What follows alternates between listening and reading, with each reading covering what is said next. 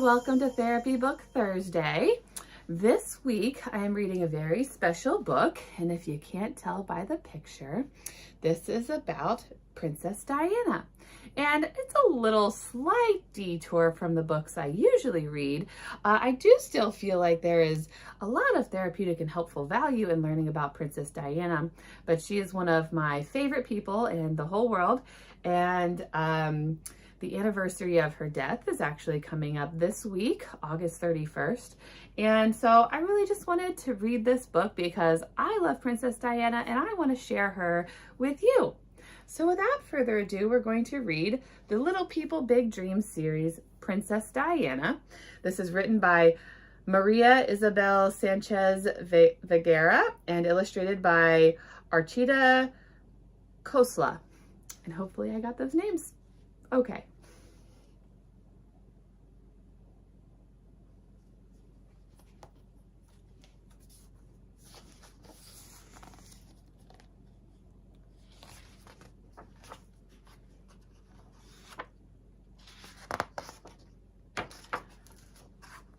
Once upon a time, a girl named Diana was born into a noble British family.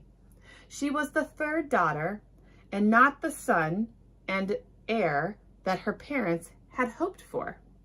Still, she was such a breath of joy that she became the apple of her father's eye.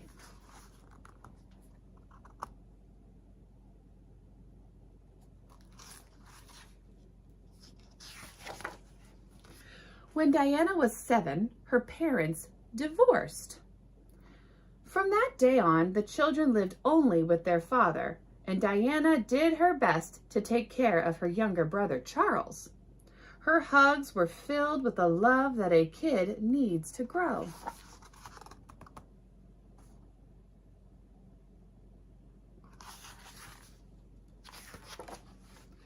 Two years later, Diana was sent to a boarding school far away from home. She was a talented pianist and ballerina, and although she didn't excel as a student, her kindness earned her a prize for being the most caring girl in school.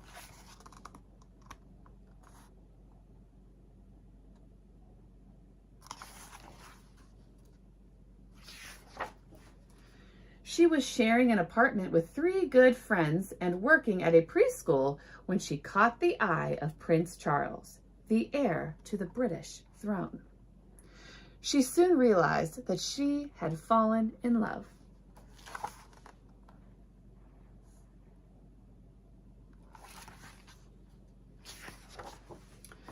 On the day they were married, thousands of people waited to see the bride, and 750 million people worldwide watched the ceremony on television. But Diana kept a little secret for herself under her heels, a hidden C and D for Charles and Diana.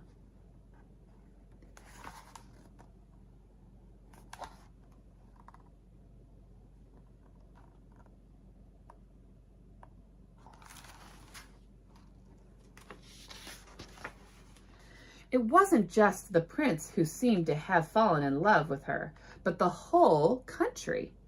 Wherever the couple went for their royal duties, thousands of waving hands welcomed them both. Still, Diana captivated people the most with her freshness and charm.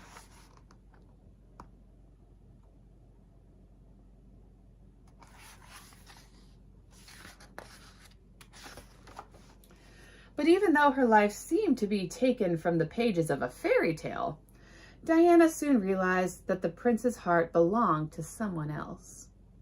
She fell into a deep sadness. Over time, that sadness grew into an eating disorder called bulimia.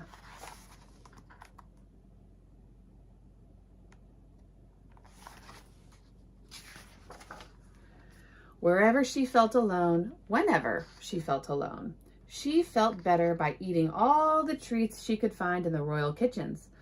But that sweet feeling of comfort didn't last long. Once it was gone, she would try to get rid of all the food she had eaten by making herself throw up. Ooh.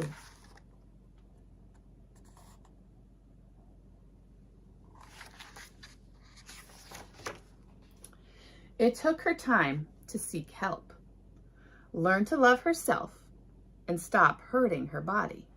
But once she did, she felt better than ever. She was one of the first famous people to speak up about her struggle with bulimia, helping others to confront it too.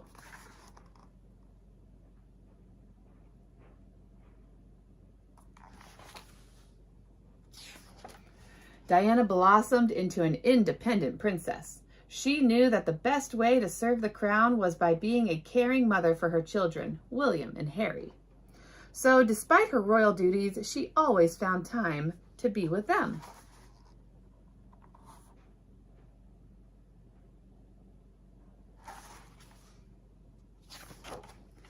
Whatever she did was in the news, and she used that fame to help others. By hugging patients with AIDS, she showed that the condition doesn't make people dangerous to know.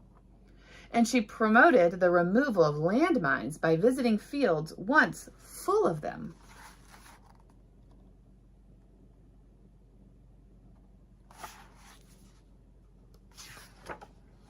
When Diana and Charles announced their divorce, she lost the title of Her Royal Highness. Still, she kept charming people with her own kind of magic and shining a light on important causes, from mental health issues to animal rights.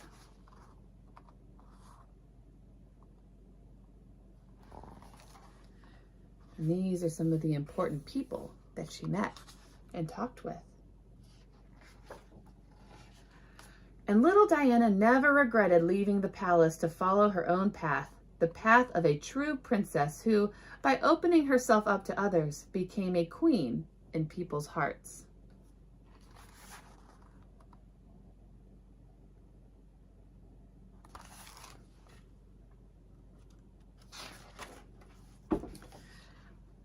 The end. Now I'm going to read a little bit at the end here. There's a little bit of a timeline here. So Princess Diana, she was born in 1961 and died in 1997. Diana Spencer was the youngest daughter of Viscount Althorp and his wife Frances. After her parents divorced when she was 7, she and her siblings lived with their father. Her caring nature was noticed by many growing up, and after school she moved to London and became a preschool teacher's assistant. Diana met Prince Charles when she was a teenager, and as adults, their friendship blossomed into romance.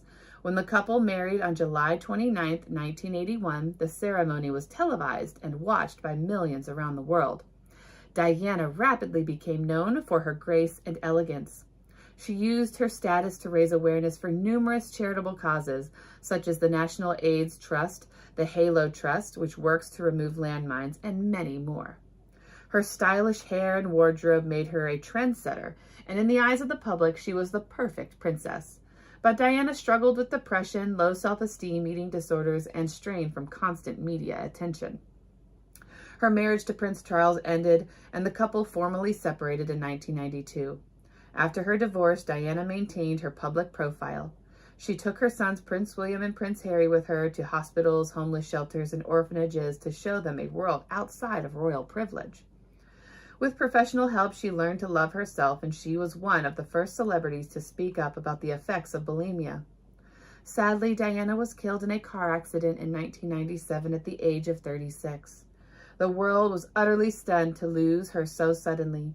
An icon of love, compassion, and charity, Diana will always be the people's princess.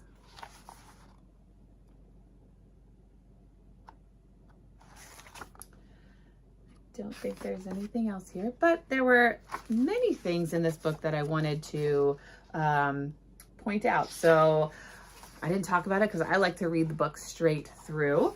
And whoever is reading this or listening or watching this with you might be able to explain some of the things you heard in here, because sometimes in countries where they have a king and queen, they do things a little differently than they do here in America, where I am. We don't have a king and a queen. We have presidents and we vote for them. They don't vote for a king and queen. Those people are kind of born that way, and they become king and queen because of who they are and who their family is, and that's how it's always been. And there's a lot more to it, but I'm not going to get into that. So her dad was a noble. He was a viscount. And so that just put her in a different position in life. And you have to have, it's considered more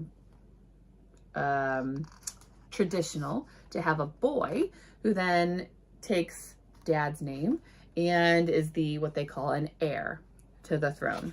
Things have become maybe a little different now, but back in the 1960s, it was still considered the most appropriate thing for the male, the boy, to be the next heir instead of the first girl, which would have been Diana's older sister. Then it said that Diana went to a boarding school. A boarding school is like a school that you send kids to, usually far away from home. Sometimes it may be close, but you don't live at your house. You live at the school. You have your own room at school. It's kind of like how maybe if you have an older brother or sister, or friends, they go to college. It's like going to college, except for younger grades, like maybe the grade that you might be going into. And they do all of their things there at school. So sometimes people in America send their kids to boarding schools, and sometimes in Europe and England, where Princess Diana was, they go to boarding schools. Not everybody, just some kids. Let's see, there were some other things here. Oh, the wedding. So whoever is watching this with you may have been alive to see the wedding. I wasn't alive to see the wedding. My mom was, and I know she watched it. I don't remember if I watched the funeral, but I learned a lot about her funeral because I was old enough to watch her funeral. I was, I think, 9 years old when Princess Diana died. So I've always loved Princess Diana and knowing about her. And she had a very long train. That's like the back of the dress that goes on forever. And that was something special about her dress. But it was a very well-watched wedding. 750 million. That is a lot of people. And she did a lot of good things, as the book already told you. She didn't have the best marriage, and so they got divorced. And some of you watching this may have parents who got divorced too. And hopefully that means that they were able to leave each other and find somebody else that they love. That doesn't mean that they ever stop loving you. They always love you. But they want to do things better for you. And that means sometimes they need to leave each other and find somebody else who might be better. And that happens sometimes, and that happened for Princess Diana. And we know that she didn't want that to happen, but it did. And she suffered from bulimia, as they explained in here. That is something that happens when people have a difficult, what we call a relationship, a difficult and trouble with food. Some people will eat too much and throw it up, and some people will decide they don't want to eat at all. And if either of those things happen for you or somebody you know, we want them to talk to somebody to get help for that, because that's not something we want you to have trouble with. We want you to get help with that. And Diana, Princess Diana, did get help with that eventually when she realized that was a big problem. And she used her fame, she used her position as a princess to be able to spread awareness about lots of different things. So she was very brave by being out in the public, all these cameras. There were people always taking pictures of her, and that's a pretty scary thing to have people following you around with a camera all the time. And she would meet people and be kind to them, and she would spend time with her kids, which wasn't always something that people who were princes and princesses did all the time back then. So she was kind of stepping outside the box and doing things differently, which is very brave as well. And because a lot of people don't like it when you do things that are different. And she would go to hospitals and touch people and see people and hug people and talk to people who a lot of other people didn't want to have anything to do with because they were scared. They were scared that they could get sick from those people. And Princess Diana wasn't scared of that. And she wanted to show people that there was nothing to be afraid of, that you could spend time with these people and they weren't going to hurt you just because they had an illness. And so that was, again, another brave thing that she did. And going to landmines, those Those are big things that blow up in the ground if you step on them, but you can't see them. And those are in other countries, not here in America, but in other countries, they have some of those things sometimes. And so she was spreading awareness about that so that they could get help and get those things taken out, and the people who were hurt by them could get help. Because in these pictures, you see people without legs, and that would happen, and she would spend time with them.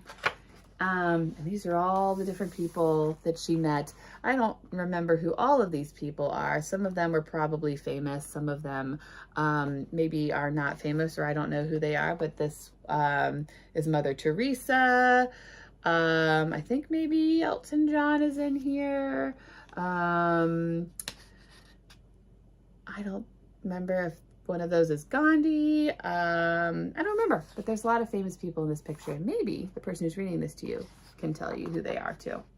This is kind of the last picture, and this is what happened when Princess Diana died. These are the gates outside the palace, and they were covered in flowers, lots and lots and lots and lots of flowers that people brought when she died, because they were also mourning. That's like what you do when somebody you know dies and you care about them. They were mourning her death, which was an accident, in a car accident, and it was very sad for everybody. And you know, maybe your person who is watching this with you can show you some pictures of those too. I hope you learned a little bit about Princess Diana. She's somebody that I've always looked up to, and one day I hope to maybe be able to meet her in heaven. But I hope you enjoyed this. Thank you for joining me today for Therapy Book Thursday, and I will see you again next week.